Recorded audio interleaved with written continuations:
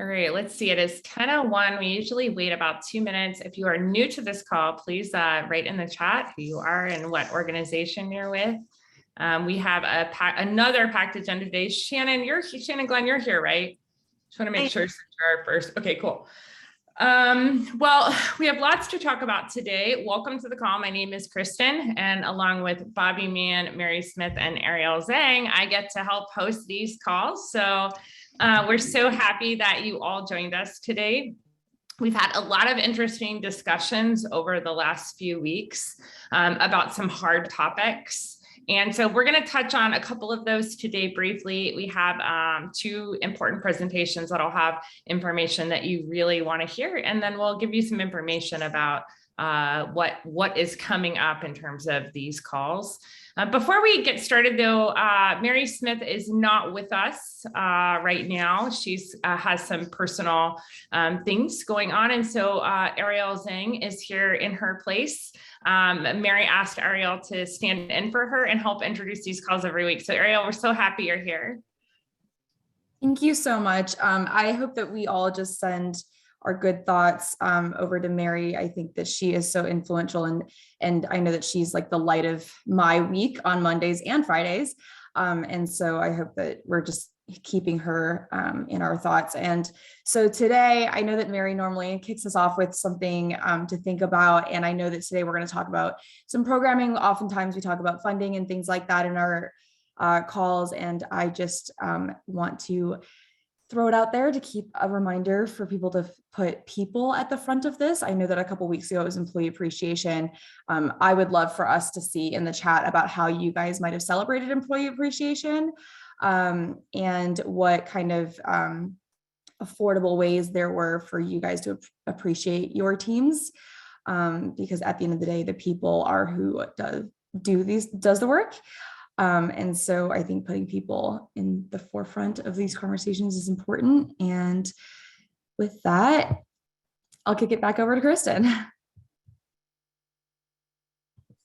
Thank you so much. And I really appreciate that. I think putting people at the forefront is something we've also been practicing here. And Ariel, I don't know about you, but like, I feel like when we talk and we are respectful of each other and we don't get into those old arguments that just divide us, I think we are able to move forward a lot more. And it feels to me like the industry in general is much more willing to come to the table, even if we fundamentally disagree on things. Does it feel that way to you?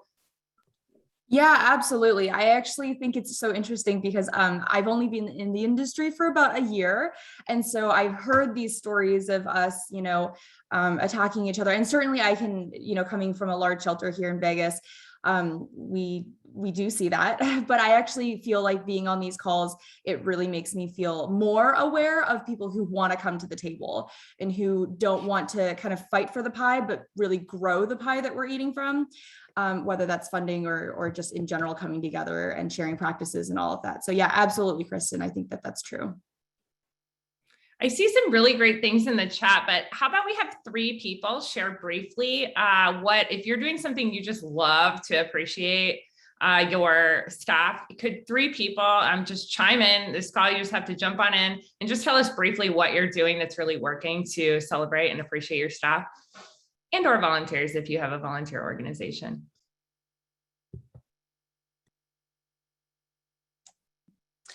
This is Nora from the Six Pet Adoption Center. I cannot I can't stand silence, so I'll jump in. I'm going to hit 2. We had 2 of my posts. We had a fucking great, hi, I did it for Mary since she can't be here. We had a fucking great employee appreciation day. We handed out gas gift cards. Gas is really up high right now. And we made a card that said that the employees were the fuel that keeps us going. It was very fun.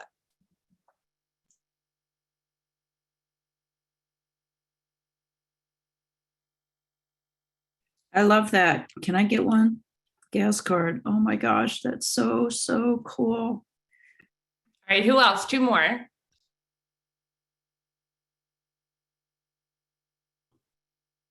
I can jump in. I tend to like just spontaneously, telling them they can text me for coffee or lunch or, just spontaneously surprising them with a run for food or goodies. This is Amy from Dogs Playing for Life. I too am food motivated, Amy. I think most people are food motivated. Rachel, did you unmute? I did, yeah. Also food, but this is Rachel from Muddy Paws, New York City.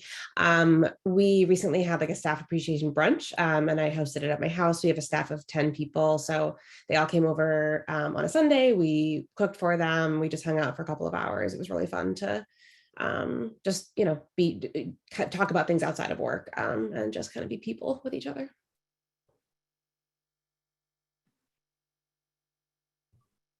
Awesome. Thank you so much, everyone. Okay, so we are going to just move on to a couple of quick announcements now. One is that John, do you want to talk about the best friend survey, or do you want me to? Either way, I mean, I'm prepared. You go. You do it. You want me to do all the national updates, or you want me to just do this one and then come back? All your national updates, and I will put the link to the survey in the chat for you. Okay, perfect. So hi, everyone. John Dunn from Best Friends. I'm glad, Nora, you did an F-bomb. I was going to do it, but you've saved me, so I appreciate that. A couple of things. We have a town hall coming up next week. The topic is using transparency to empower and support your community. March 24th at 6 p.m. Eastern Time. Panelists, Renee Gutierrez from Solano County, California, John Gary from Oklahoma City, and Deborah Griggs from Norfolk, Virginia. And the moderator is Michelle Dawson, who recently made her triumphant return to Best Friends after spending time running the shelter in Norfolk and making incredible life-saving gains there. So good stuff. Again, March 24th, all about transparency. All of the links, by the way, I'll put in the chat here in a sec. And then a bit further out, we have a webinar, March 30th. The topic is leading through change. The panel to be announced, but it's going to be sharing real world, tangible, experiences that leaders, that all of you can use to create change within the organization, with your programs, but also with your culture. And obviously, as we're talking about employee appreciation and really building a strong culture is incredibly important, as we all know. And then the survey, which Kristen mentioned, we'd love for you to all take it, please. It is short, about 8 minutes, but it's going to provide some really valuable insight for all of us as to what's happening across the country. Questions around things like intake and adoptions, how things are going with your staffing. The deadline for that is March 25th. Link, again, Kristen posted it. I'll post it later just in case you missed it, so you don't have to scroll back. But, as we talk about a lot of these issues, I think you'll all realize that, your experience is often unique to others. So these surveys, I think, are a really great way for us to not only hear what's happening around the country, but also really learn from those experiences and understand maybe how we can help others, beyond our own county lines. So exciting stuff, and I appreciate it. And Brent Tolner will be back next week, I'm sure, hopefully. Thanks, John. Any other national updates from any national orgs on the call? Hey all, it's Kathy from Canada. Just a reminder that Humane Canada's Summit for Animal Welfare is coming up for the month of May. There's an online and an in-person hybrid event. We opened up some more spaces for the in-person with some of the restrictions lifting. So if you haven't already registered to be with us in Banff in person, please consider it. Thanks. Go ahead, Aurora. Go ahead. Okay. Aurora from Cuddly, just wanted to remind everybody that we are, and this is Fran, onboarding partners for our pet pantry program. We call it Pet Pantry because we're primarily focused on those community-facing programs, but we're also supporting kitten nursery, puppy nursery, general shelter. We are a wish list platform, essentially similar to like an Amazon or a Chewy, with some perks. Namely, we actually give you your donor information so you can create those relationships and get them to support you long-term. We really started January 1. We've secured about $80,000 in product donations so far, given back about $50,000 in products to our partners. We do like a weekly grant. So yeah, we're looking for more partners. We've onboarded a ton this week.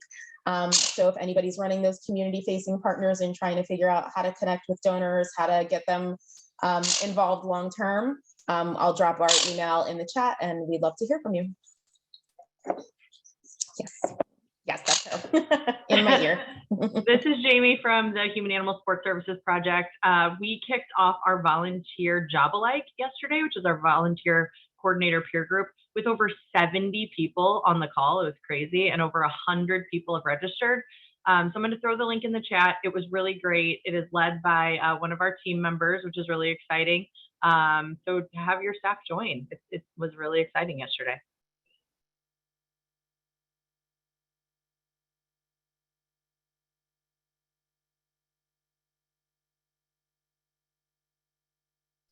Okay, one other announcement, Maddie's Million Pet Challenge, Human Animal Support Services, and Maddie's Fund have teamed up to bring you this virtual Big Dog Masterclass coming up at the end of March. Next week, we're going to be talking more about that, but I wanted to share a resource with all of you. We took the very best of every important big dog resource that we know out there that can really help now. And put it all into one document. It's really based on the flow of the conference, which is being kicked off by Aimee Sadler, who we're going to hear talk in just a minute. But it has a ton of resources. You can hand this to your team now and have them start implementing things today if you're struggling with big dogs.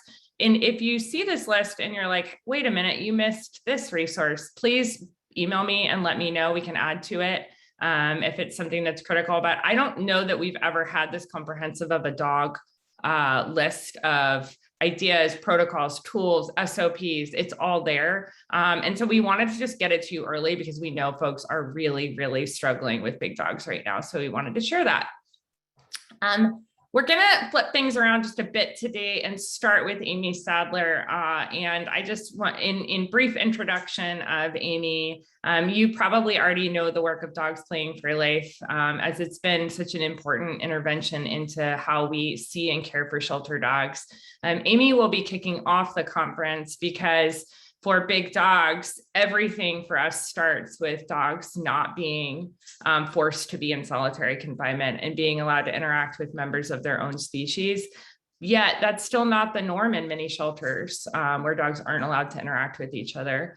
And Aimee, I have had I've been lucky enough to help lead 3 shelters where we've implemented Dogs Playing for Life, and it is the single most transformative action we've ever taken.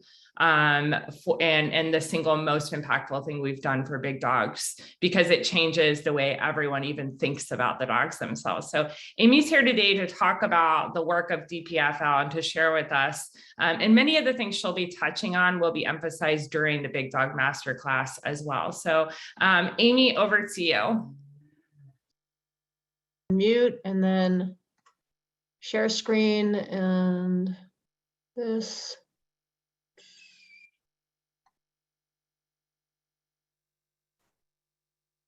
Now, hopefully, I'm so not great at this. Is everybody seeing that okay? Looks great. And you can, okay, so now I can't see you all anymore. So thank you, Krista, for that great intro that you said that perfectly. And we've been working on trying to help dogs in brick and mortar shelters. I think I started working on programming back in 1998. And ultimately what our mission is that we are wanting to redefine the meaning and importance of quality of life for all sheltered dogs by improving their experience through playgroups and individualized training, so that that's resulting in urgent and responsible life saving. So that's like our long spiel of a mission statement. But as you guys know, everything is evolving so fast and furiously, and we are out and about on the road teaching playgroup seminars to as many shelters as we can possibly get to.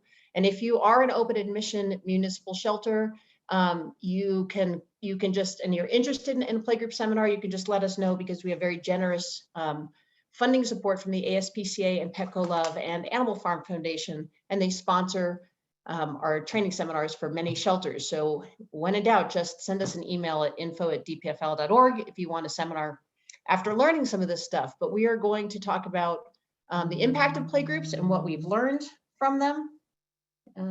Okay, I'm just getting a hint from from Lauren to get rid of this. Hold on. There you go. Sorry about that.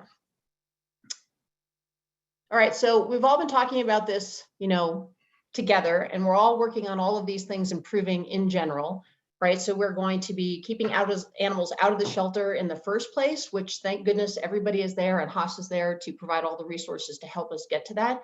And again, we're going to be focusing on the animals that do end up in those brick and mortar shelters. What can we do to help them the most? And obviously collaborating is key. We all know that that's a big theme these days, and we're getting much more bang for our buck when we work together.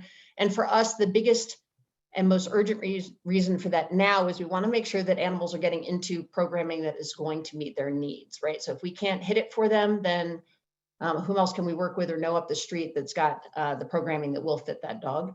And I think that we, as we're sending a lot of animals out into foster and we're just doing a better job with flow, I think we're preparing for a more selective group of dogs to remain in the brick and mortar shelters. And so I think we'd like to help everybody be planning ahead for that and improving our skills so that we can meet the needs of those dogs, that's what's really going to be in our shelters.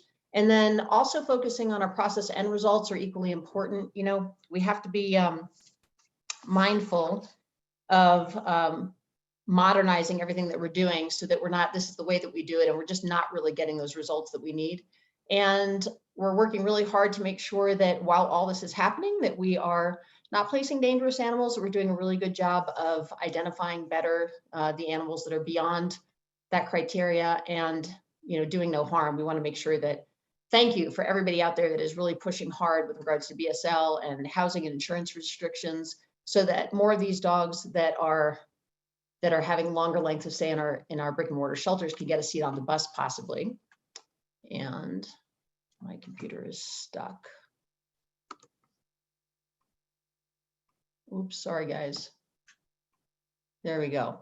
And in the end for us, what's really driving all the work that we're doing and what we've learned about the impact and why playgroups even exist for us is that if we can provide a better quality of life, that is going to equate to increased life saving.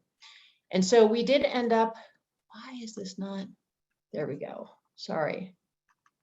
All right, so our Every Dog, Every Day model, which revolves around implementing a playgroup program so that if you are already getting all of your dogs out of the kennel every day, that you have a great walking program, then the need for playgroups might not be as large for you, but we're going to talk about how you could also benefit from playgroups. But critically for the high volume shelters, it's nearly impossible to ensure that every dog is going to get out of their kennel every day if you are not also implementing a playgroup program, because you get so much bang for your buck by letting the dogs all get out and play together, and then the quality of that time out of their kennel for so many of them. But sometimes this concept of every dog every day around playgroups has been misrepresented, and we're really just looking for making sure that you're utilizing a playgroup program so that all of your dogs at least have an opportunity to show you how they feel about playgroups and to get out of their kennels. So if you have dogs that are not benefiting from playgroups, and they can be walked and handled and have other opportunities, that is certainly hits the mark of every dog every day. Does not mean that every dog has to go to playgroup every day. So when we're talking about that concept of does quality of life improve life saving? Yeah, especially if we can reduce length of stay in the process of anything that we're doing for our dogs. So if quality of life is then going to impact length of stay, then that's ultimately going to impact your increase in life saving. So for example, the length of stay for pre-seminar on average for the survey that we took from our participating shelters was 29 days, and then post-seminar and running their playgroups dropped down to 19 days. So we have 99% of our respondents have agreed that there is an increase in quality of life for their canine population at their shelter. And then we have this average decrease in shelter length of stay of 10 days for dogs. And then for dogs, the canine live release rate has an average increase from our responding shelters of 4%.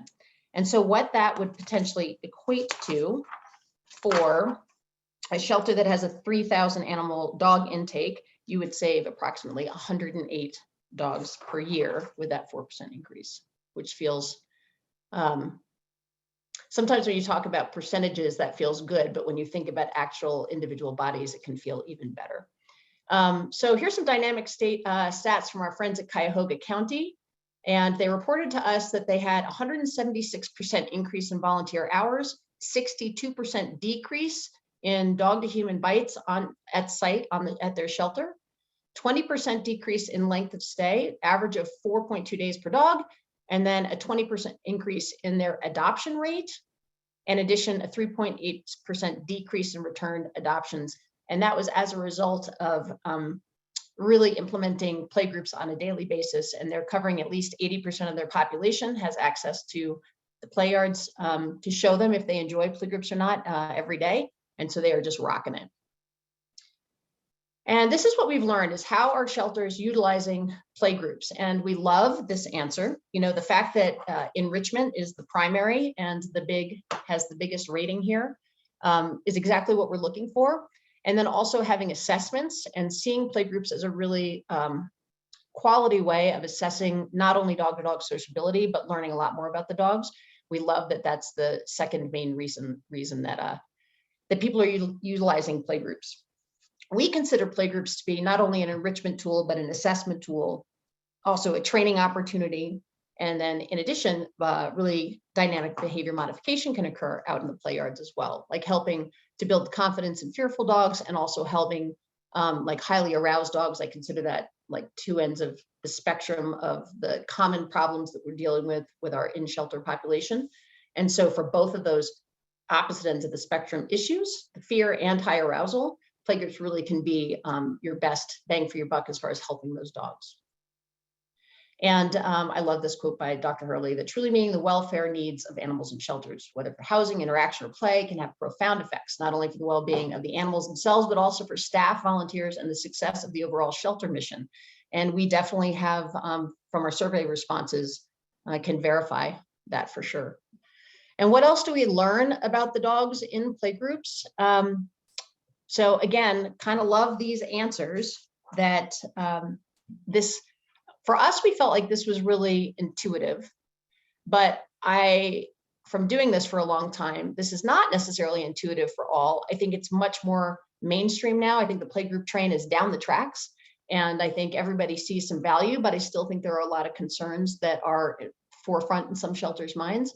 So this isn't necessarily intuitive for everybody, but it was for us. It was nice to have it verified that playgroups not only are fun for the dogs, but it can help make better adoption matches. Like obviously, if you have a family coming in and that already has dogs in the home, and you have already playgrouped your dogs, you know, you have at least an idea of how much they enjoy meeting other dogs. And so obviously you can steer those adopters to the population of dogs that are really loving playgroups, right? Start there. And then providing more dog-to-dog assessments, more accurate dog-to-dog assessments. I think people have heard me beg for this for a long time. I wish that somebody with a lot of letters after their name would do the study about an on-leash dog-to-dog introduction compared to a non-on-leash introduction, and what's the success rate of that. And for us, anecdotally, we definitely feel like, you know, judging how a dog is going to be social with another dog when they're on leash with one another, no matter how good you think you are at handling the other end of the leash, or if there's a barrier between them, those are not accurate predictors of a dog's ability or inability to be social with other dogs. So, and the shelters that we've worked with are in their survey having the response that they kind of agree that they've got more accurate assessments through their playgroups. And then it reveals more about the dogs than just their sociability. You know, you learn a lot of things about them in general. So how they communicate, how they handle weather. I mean, there's tons of things. We've got a little bit more of a slide that we'll talk about that. All right, so for those that are using playgroups for their assessments, and this is pretty interesting, we love this. They feel like they're learning more about all of these. These are things that they have checked off that they feel like they're learning about the dogs while they're getting to observe them in playgroups. And I think it's interesting, like water play, again, making adoption matches. If you had somebody that loves to go to the beach with their dog, or they want to take their dog to the lake and they're looking to throw the ball of the Frisbee and let their dogs go in and fetch, wouldn't that be nice if you felt like you have a dog that just is gravitating to that kiddie pool all the time? Let's see what else in here I think is particularly. Resilience is a really interesting one, you know, so people are feeling like they're learning something about dogs' coping skills. So I think that would be a very interesting thing to dig into more. What does that actually mean? and comfort with leashing up. And the big thing that for me that's important is comfort with guiding dogs by the collar. And if they're not so comfortable with that, teaching them how to do that, because that's an important skill while you're in play groups. If you need to get a dog from point A to point B quickly. And then also, knowing the dogs that are really holding out and keeping their kennels clean, we have other ways to identify that. But it is interesting when you start giving dogs the opportunity to get into play groups, they start becoming house trained much more quickly too, and keeping their kennels clean. And that's about it. We have tons of room for questions too. Changes as a result of playgroup implementation. So again, what people were reporting to us, the people that we've worked with and that are implementing playgroups, I mean, I love these answers. I remember back when we introduced playgroups to Barks, they were the first one that said their rescue partners would actually pull up their vans. And I think they set up even bleachers around their playgroups, and the partners would come and pull dogs from them, would literally watch the playgroup dogs and say, I'll take that one, that one, and that one. And so that was a really quick and easy way for them to get the dogs out. And there's plenty of shelters that have their play yards right out in front. So you can do your full play groups in the morning when you're doing your assessments and everything, when you're not open to the public yet, but then having those play yards featuring your most social dogs in the afternoons during your peak adoption hours is one of the greatest ways to showcase them. Altering the assessment process, we've already looked at that. And and Janice Bradley is here. I think is Janice speaking today. I can't remember if that was on today's agenda, but we keep talking about, can we please modernize our evaluation process? And playgroups is a good way to start moving off of using a battery test and then implementing some other options to assess your behavior as well. Adoption counseling, because you learn a lot more about the dogs. We talked about discontinuing on-leash assessments and incorporating kennel cough dogs into playgroup. So these are changes as a result. So initially, a lot of shelters will not allow dogs that have kennel cough to go to playgroups at all. But when we were working with LA County, for example, Dr. S approved us pulling the kennel cough dogs at the end of the day. And we did not have to sanitize the yard because the yard was able to stay overnight and clear itself organically. And then we would do the regular playgroups in the mornings and finish the day with the kennel cough dogs. And more shelters are moving in that direction because we've got the shelter medicine vets actually approving those kinds of protocols. And anyway, in the discussion, if anybody has questions about some of these others.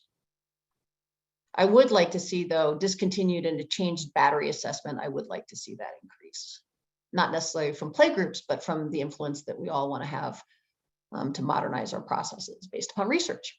So what is the magic number of playgroup sizes? And these slides that I selected to share with you today are really kind of the most critical ones, I think, with regards to really helping us look at playgroups as something more than just something fun for the dogs to do.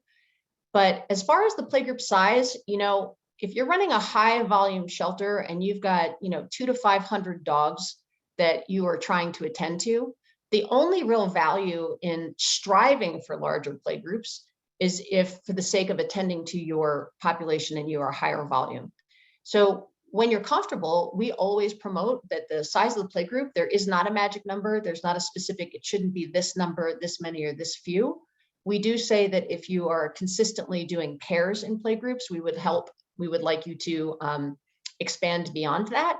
But it doesn't mean that if you're not doing 20 dogs at a time that you don't have a legitimate playgroup. It's really about the experience for the dogs and the comfort level of the handlers. That's the most important thing. So this is what our shelters that we have surveyed are talking about. And so supposedly the number of dogs from our 2019 impact report, the average number of dogs that shelters are reporting that they have at one time in the playgroup is decreasing. And there's a couple of potential reasons for that. Let me get to my notes for that. Related to staff shortages or reduced canine populations in the shelters over the COVID period. That was one possibility, and that it's decreasing as life-saving increases because the dogs that are in the brick and mortar shelters and they're staying long enough are maybe a more selective population. That could be part of it. And then also there's been some research over the last couple of years by Dr. Merkham, where she identified at that time that the smaller play groups that were run without the aversives was potentially, in her research, showed that those might have the best welfare for the dogs, have the best results for better welfare. So that's been out there. So maybe people are just trying to make smaller play groups. And to us, it does not matter. That's great as long as the dogs are getting out and not having the same play friend every day, and they're getting to meet new dogs, because it's that whole skill that you want them to learn and practice as well. We don't insist on larger play groups, but if you have a high volume shelter, we really want to help you get comfortable with larger play groups so you can really attend to your entire population. And our play groups contributing to safer shelter environments. And so this is something that I didn't, maybe we were thinking intuitively that this could be true. You know, if the dogs are less frustrated, overly aroused, stressed, and afraid, whatever it is that's making them less of those things should contribute to a safer shelter environment, which is measuring dog to human bites on site, whether it's, you know, introducing to potential adopters or to volunteers, staff, whatever it might be. And the key to this is that the ratio of bites to intake is nearly 10 times higher in the shelters here that we're showing that were non-DPFL playgroup shelters. So that's pretty significant. Some unexpected benefits that we learned about from shelters implementing playgroups after we'd been there to work with them is that the handling of the staff and volunteers, did you feel like it's improved? And so we have a huge 87% that say, yeah, they believe that that's the case, right? And the first time I ever heard that, which was really exciting, was a long time ago. It must have been 2010 or 11. And we had done a playgroup training at the Center for Shelter Dogs, or the Animal Rescue League of Boston. And the head of their behavior department said that they were so excited that the staff that came in the morning that usually did the cleaning and feeding, they were now starting their mornings with playgroups, and the staff was expressing how excited they were to come to work because they got to come in and do playgroups. And so that is definitely a wonderful perk.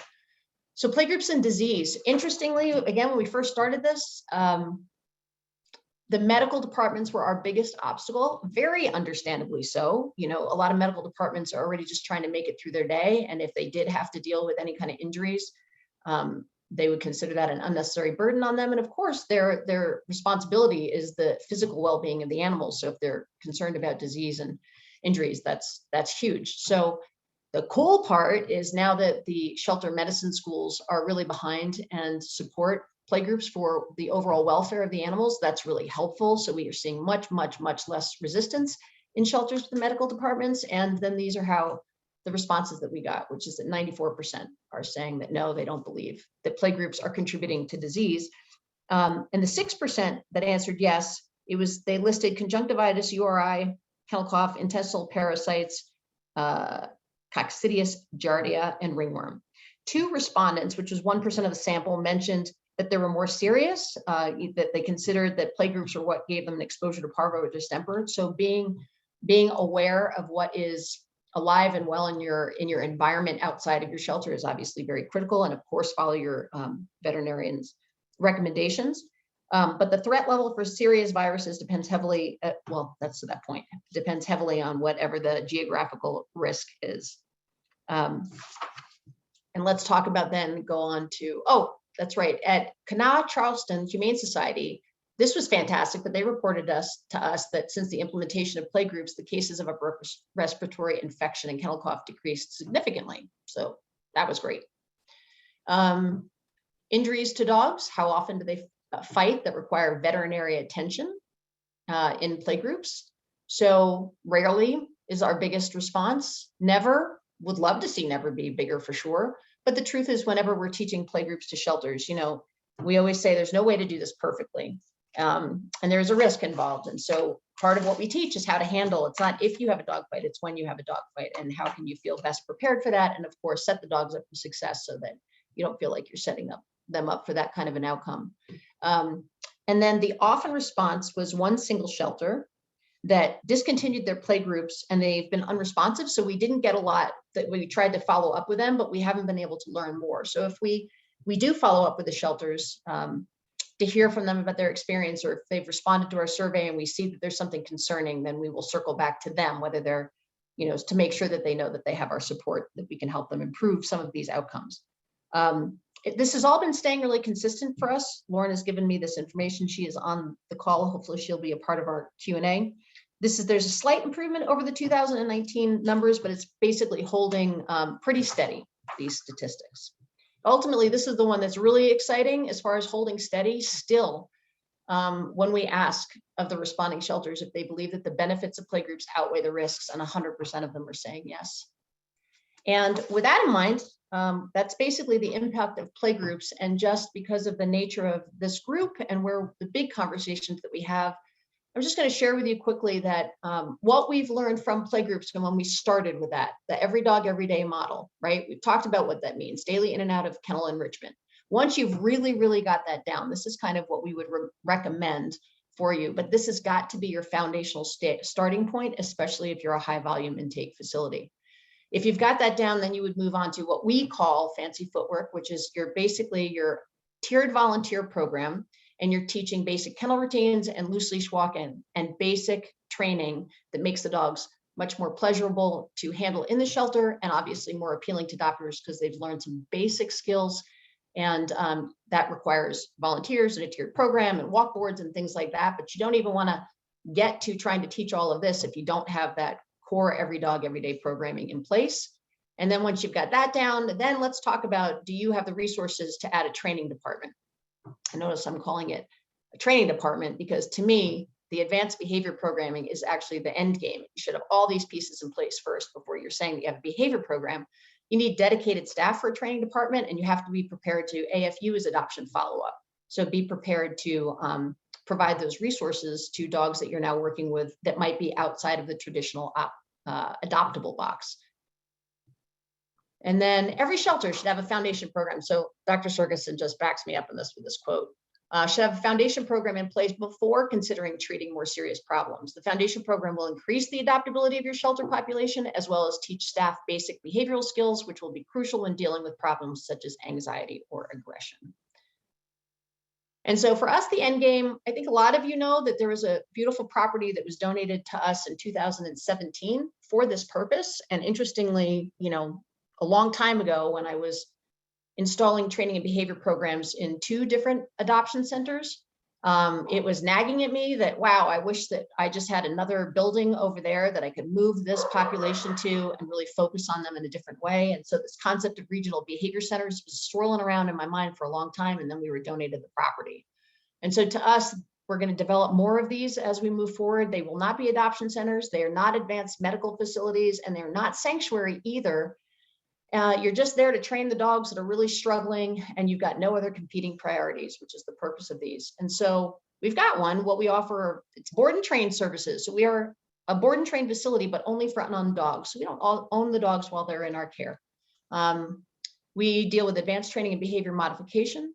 We provide expansive resources and activities to help the dogs bring out their true best selves and see what kind of talent they have. We collaborate with many different placement partners, and then we have alternative placement opportunities when we identify that some of these dogs have really amazing talents where they could be working dogs or more working dogs and service dogs from our programming. We do have a professional foster program so that we can proof the dogs before we put them out into the general public. And then the best thing about this is we've got a 6-to-1. Our staff, we staff for a 6-to-1 ratio. So every trainer is working like 6 dogs a day through their sessions. So as many times as they get those 6 dogs out. And so most of us just cannot afford to do that. And that is the biggest benefit of having these centers. So here are our stats so far. We opened in 2017. We did serve, the first year and a half, we were commissioned to serve a very specific population of dogs. So that first year and a half was not, it was a little bit of a wash as far as statistics, but we've served 59 organizations so far, 344 dogs, 85% positive outcomes. I was hoping for 50% because these are the dogs that are all primarily euthanasia candidates at the agencies that sent them to us. We right now are sitting on 124 average length of stay, and we're working hard to become effective and efficient so we can get this down to 90 days because we see the same thing, even in our lucky and fortunate, amazing kennels, and with everything that we can provide, we start losing dogs again if they're in the kennels for too long. And with this was really fun. We had one adoption partner, replacement partner, that the length of stay at the original there when they sent the dogs to us was an average of 68 days. And then post-training at CCF, they had an average length of stay to adoption of 14 days. And what we're focusing on at these canine centers is we're teaching the dogs essential skills for a life fulfilled. And we do feel like there's a time and a place where we do have to have some targeted intervention. These are the dogs that should not necessarily be going straight into foster because we're seeing things concerning enough. So we really want to be able to set them aside and really start working with them to see what's going on for them and help them learn some things that will help them to cope and thrive and live in a home more successfully. So this is what we're hoping for, that we're all going for this. We're the recognition that quality of life will increase your life saving if you focus on that. And again, that'll help us to combat when we run into that issue of warehousing dogs, if that's our primary thing that we're focused on. And then reallocation of our resources. And I preach into the choir with all of you on HOS calls that more resources outside of our shelters to divert the animals from coming in the first place, see how we can help keep animals in their homes. And then also once we've had animals and they've been adopted, can we then support them with adoption follow-up resources? Let's modernize everything that we're doing around evaluations based upon the research. And you've been hearing from Janice Bradley about that for sure. Redistribution, like let's work together, get the dogs into programming that meets their needs. Think about this concept of if you have a behavior department, are you actually doing behavior work, or do you really need just a really robust enrichment program, that every dog, every day model, great in-kennel and out-of-kennel enrichment? And especially if you're high volume, if you really have that, you're not going to have the behavior problems that you think that you have. And then obviously we're all responsible for being sensitive to their experience while we're trying to help them, because kennels do suck for dogs. There's no way to get around that. It drives them crazy. And of course, we have to do that while we are keeping in mind the animals that we're replacing and contributing to a civil society. So, Kristen, I don't know if you were able to do this today on the call. We got it. We're going to launch it. You're going to launch it. Okay, so here's the question for you. So does your shelter have a need for an advanced board and train facility where you can send your most difficult dogs? And here are your options. That yes, and you'd have some money to spend on that, to send them into board and train. Yes, but you don't have the money to invest in that. Nope, you don't need it, or it doesn't apply at all. So do we, we'll keep this up for a minute. Yep, it'll launch the responses as soon as we get a big enough number that Allison feels like we can go ahead and share those. Okay, and in the meantime, what I'll tell you what we got from the survey so far. We had, let's see, now I'm going to just keep minimizing this one. We had 47 responses. That was a 20% response rate. This was the last time we asked this question. And so in total, what is that? 80, I can't do math that fast. 75% are saying that they do have a need for this. Yep. And the majority are saying they don't have money to invest in it. Okay. Wait, so for the poll that you took, or regarding this one you just did? That's the one we just took. Oh, got it. So let me see if I can pull that. I wonder if it'll pop up again. It's almost the exact ratio, yeah. All right, so I guess we're all feeling, we're rolling up our sleeves and want to get ready for this kind of stuff, right? But anyway, but what I would say, if we're all feeling this pinch and this need, we've got to hit that every dog, every day model, even for our highest volume shelters. We've got to get that. And if you're not doing playgroups and you feel like you've got a stagnant population, or you're losing dogs, they're deteriorating while you're trying to do the best for them, please call us for help. There's other groups that are doing playgroup trainings as well, so it doesn't have to just be us. So I just think right now, it doesn't have to be us, but please consider introducing playgroups into your programming for sure. And if you're interested in working with us, all you have to do is email info@dpfl.org.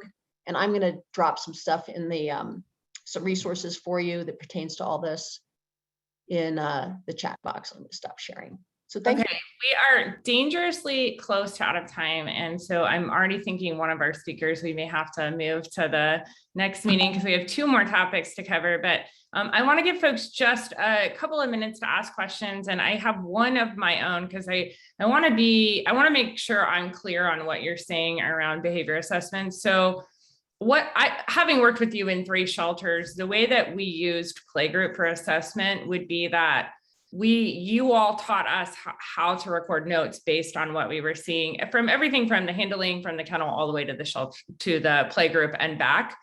And that we used those notes in conjunction with basic handling notes, just our regular interactions, and those replaced a standardized assessment. And so I think what you're suggesting here is that we don't create a standardized quote behavior assessment based on playgroup, but rather we learn how to evaluate the dogs and make notes on that in playgroup and use that to help indicate outcome. Is that right?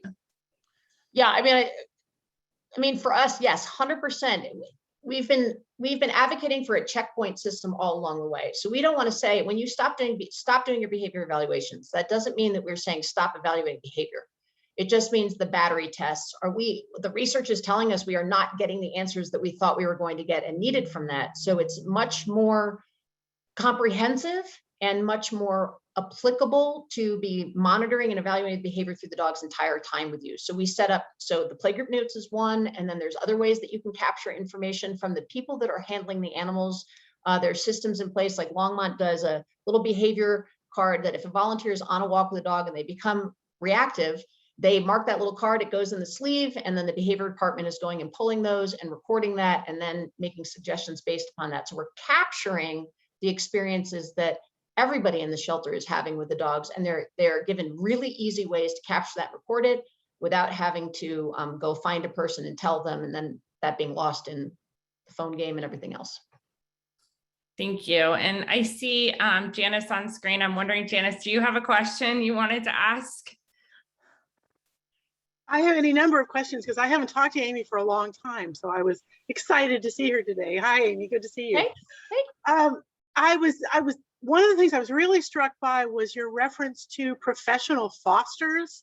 Mm-hmm. I'd love to hear how that works. That's been sort of a pet idea running around in my head for years and years, and I'm wondering, you know, how those people are trained and how they're compensated and how expensive it is. And I really like the idea. So I'll add a link for that in the chat as well, how to like kind of the one pager about our Pro Foster program and a link to the website where you can look into it. It came from, we've all had this sense for a long time. And Kristen, you did that great study at Fairfax, right? When you had these problem behavior dogs and you decided you were just going to send them to foster, just get them out of the kennels and into a home environment. And your statistics around that were beautiful. Like you didn't have disasters. So that measured out. So, but you and I have been talking for a long time, and to your point, Janice, but there are some dogs, let's just say if that will work up to 95% of life saving, I'm kind of just making this up, right? Let's say, but we have when we get to the 95 and above, or the 98 or something like that, where there's some problems, I feel like, and those dogs would then be sent to us. Then we wanted to proof and generalize make sure that the training that we had installed, because we were teaching dogs, when you feel this way and we're going to react this way, we're going to show you options that you have, and you're going to do this, and you're going to do this automatically. This is beginning to become your new habit. And so we wanted to believe that was true, but how are we going to proof that before finding out by placing them with a family and finding, oops, we were wrong and it wasn't good enough and it wasn't solid enough. So I felt like there was a responsibility with some of the dogs to find a professional who knows what they're doing, that was going to test all of the training, tell us this stuck when we changed environment, this didn't stick, and it was great. They kind of came back into form for us, and they're absolutely an adoption candidate. Or sometimes we've had professionals say, as much as I've loved this dog and enjoyed them, and the training was very helpful in me managing them, I do not think that this is a safe placement, because I, as a professional, are having to try too hard to make sure that I manage this dog. And so that's what we were looking for. So the compensation, it can be, and it's just something that we started recently from the Canine Center. I had behavioral fosters before, people that we specifically trained how to follow up on the training that we had installed. This is when I was at my adoption center. So we did have specialized fosters that would take in our problem dogs, and we would work with them. We'd go to the home, do adoption follow-up sessions with them or foster follow-up sessions with them. So we were in tight contact. They could bring the dogs in and participate in our public training classes. That's what we were doing when we had our behavior departments in shelter. And that was not a professional foster. Those were just specially trained people that said, I will sign up for that. You have to prepare those people. You need them to tell you when the dog is not a safe placement. And so you need people to understand that that's part of their role and to be emotionally prepared for that and to work with you and not mask the problems, right? So they can say, the dog has been amazing with my family, but when we're outside and the kid goes by on a skateboard, I'm actually really afraid that if I did not hold on to this leash, this dog would go after that child on the skateboard, something like that, just making something up. At the Canine Center, we decided that we wanted to invest in the professional level. And those are just, professional trainers that sign up to support us. And it's up to $2,000 in compensation. And we kind of dole it out in increments based upon the stage of when the dog first arrives, after they've been placed, once they've been in the home and it's stuck for a while. So it gets parceled out. Okay, I have lots and lots of questions about that. So I'd like to, Well, you can call me anytime. We have Just 9 call me. minutes. Yeah, we have 9 minutes left. And I want to just say two things in closing. First of all, Aimee, thank you so much. And this data is really important. Number one is that Dogs Playing for Life has lots of resources and support. Go to their website and check it out. You can really learn everything from the website. And if you have questions or you're not sure, it's no secret that sometimes that in playgroups you use spray bottles, shake hands, and other adversives, and some people feel really opposed to that. That doesn't mean you have to slam the door and say, we're not doing this, we're not talking to you. We encourage you to learn more, and maybe you find your own middle ground or learn what you're comfortable with. But the reality is that Dogs Playing for Life, for us and for so many others, has allowed us to playgroup the vast majority of dogs. And that was what changed things. It wasn't playgrouping 2 or 3 or 4. It was playgrouping for us 200, 300. And so they have a proven track record of doing that. And I want to thank you, Aimee, and hope you'll come back and talk with us more. And I just want to give you a second to share any closing thoughts you have. No, anytime. Thank you for the opportunity and appreciate it. And anybody can reach out to me. I'll put my email here as well if you have further questions. And Janice, just call me. Okay. Thanks, everybody. Great. So we are going to, our wonderful Valerie Binka is going to talk about a really important TNR study, and we just don't want to put it at the end of this call. It's too important to just give 10 minutes to. So we're going to ask her and the team, her folks, to come back next week, and we're going to start the call with that. So I apologize. It's a little hard to gauge how long these topics will take, and sometimes we get it right and sometimes we schedule a bit too much in a call. So I want to turn now in these last few minutes, and please stay, because Shannon Glenn spoke last time about her organization, My Pitbull is Family, but I wanted her to come back today to talk specifically about the challenge that they face. And we both want to be really clear that she's not here to complain, but to talk about a conundrum that we don't have a solution for as an industry yet. So Shannon, I will just turn it over to you now. All right. Hello, everyone. Thank you, Allison, for dropping my contact information in the chat. Let's see. So just real quick. All right. So for those of you that don't know My Pitbull is Family, we have a ton of really amazing programs that we have. Also, I think Metallica and Tiffany are here on the call too, so they can answer questions in the chat as they come up. Just wanted to quickly say some common misconceptions about us as we talk about challenges. Is it just for pit bulls? No, my commonly discriminated, restricted dog as family was just too long of a website for us, so we stuck with My Pitbull is Family.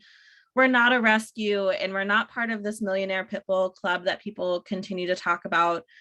We typically have an annual budget of around $50,000, but in the last year, we've been able to nearly double that. So thank you to those that do continue to fund our organization, that since we've been around for 11 years now. Talking through some org challenges. funding continues to be one of the top ones. We've heard that our programming isn't sustainable, but yet it's some of the most important work that's being done in animal welfare. So we continue to question, why aren't we being funded or being made a priority? And we continue to think that it's because we don't intake animals. So we're not a shelter or rescue. We're really working to make sure that families can keep their pets at home. We were just able to hire our first staff person in the last couple months, thanks to a very generous grant from the ASPCA. So really making it possible for us to hire staff just simply through their that grant. And then all of the other challenges, as a volunteer run organization, for the most part, would all be covered and made possible by simply being able to have the staff to help us with the capacity building. So those are our challenges. And I know that there are other organizations just like ours that continue to really struggle with this. And I know that there are some funders on the call and organizations that have these challenges. And I can't help but say, think of all of the amazing work that we've done in the last 11 years. With no funding. So just think of what we can with funding. And Kristen, I don't know if you have any additional questions in the last couple minutes. So Shannon, rightfully so, called me out earlier this year because I was talking about all this amazing work that's starting to happen around helping pets and people. And she's like, our organization has been doing this for a decade. We really struggle, not just to get funding, but to get awareness. And the movement is not currently set up to fund organizations like this. I think we're seeing a lot of funding going in access to medical care, which is awesome and important. We're seeing research being done into housing and how to help at a legislative level, but there are not avenues for an organization like My Pitbull's Family to get sustainable funding. The fact that they're just able to hire their first paid director for a very small salary after a decade of this work is a problem. And we wanted to just turn to you in the last couple of minutes to ask you, is this a problem you see for work you try to do that is more backbone community work or work that does not involve intakes and outcomes? And do you see any pathways forward to changing kind of how the industry funds organizations who are trying to help solve pet-related problems? And just please jump in and share your thoughts. We really do only have a couple minutes, but we'd love to hear from two of you. And if we think there's interest in continuing this as a conversation on the call. And Kristen, if I could, I can remember going to my first animal welfare conference and standing up and there being a conversation of why large dogs, specifically pit bulls, are being euthanized in shelters. And I stood up and I said, hey, it's because of housing. And I was told specifically that there wasn't an issue with housing. And so now it's really great to see organizations having these conversations. But, we have been doing this for a really long time. So happy to continue to be at the table and push people to have these conversations.